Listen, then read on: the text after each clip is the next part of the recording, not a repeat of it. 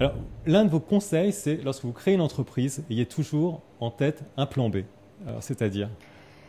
C'est-à-dire si le produit ne marche pas, si l'axe de distribution que j'ai choisi ne fonctionne pas, qu'est-ce que je peux tester d'autre? Donc anticiper en fait les autres choses à tester.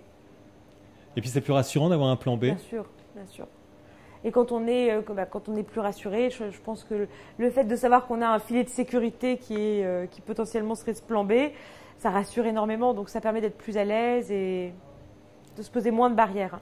Vous l'aviez, vous, ce plan B, finalement, pendant ces 4 premières années où ça ne marchait pas? Il y avait toujours un plan B. On se disait on distribue avec nos commerciaux internes. Le plan B, ça peut être de distribuer avec d'autres commerciaux. Le plan C, ça peut être de monter des partenariats et on verra si ça va marcher. On a eu des plans jusqu'au plan Z et au final, c'est le plan Z qui a fonctionné. Ouais. À toute personne qui hésite à se lancer dans la création d'entreprise aujourd'hui et au regard aussi de votre expérience, qu'est-ce que vous avez envie de dire? Quels sont vos conseils?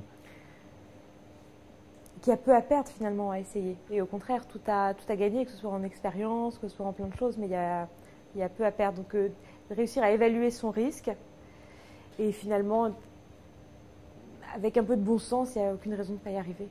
Maintenant, Ressopolitan, c'est l'international, c'est l'Espagne, c'est le Luxembourg, c'est bientôt les pays de l'Est. En fait, pour vous, c'est le monde. Le monde, je ne sais pas, déjà en tout cas l'Europe, on vient de faire notre première opération de croissance externe en effet en Espagne.